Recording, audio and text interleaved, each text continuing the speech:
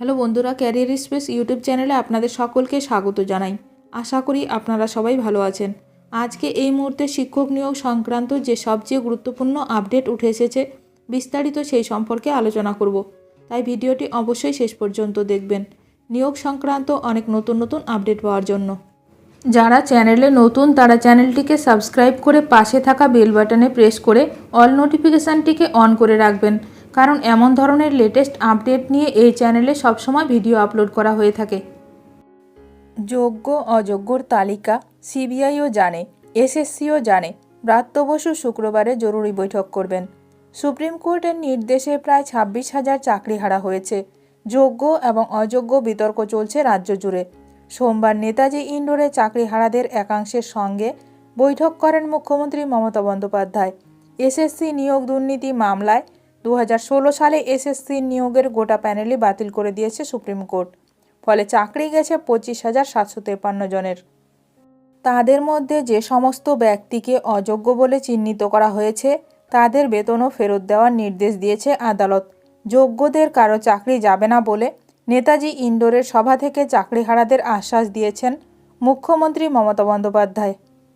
যোগ্য কারা, অযোগ্যই বা কারা, তালিকা আছে এসএসসি সিবিআই উভয়ের কাছেই, এমনই বার্তা দিলেন শিক্ষামন্ত্রী ব্রাত্য বসু। যোগ্য অযোগ্য শিক্ষকের তালিকা আলাদা করা যায়নি বলেই 2016 সালে এসএসসিতে নিয়োগ শিক্ষকদের গোটা প্যানেলই বাতিল করেছে দেশের সর্বোচ্চ আদালত।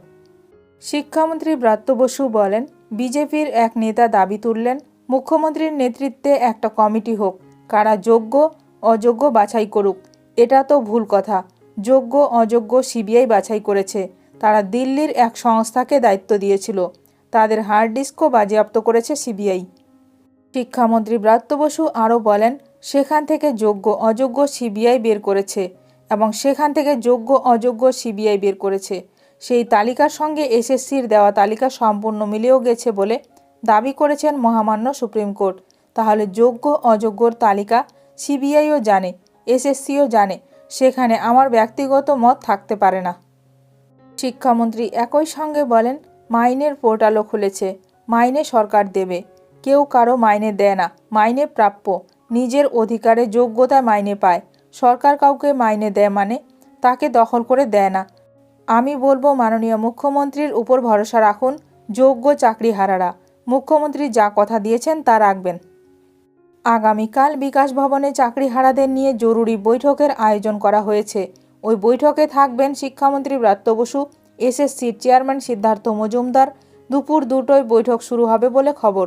জানা যাচ্ছে চাকরিহারাদের 8 প্রতিনিধি সেখানে থাকবেন। কিন্তু সমাধান সূত্র মিলবে কি, উত্তরের অপেক্ষা গোটা বাংলা।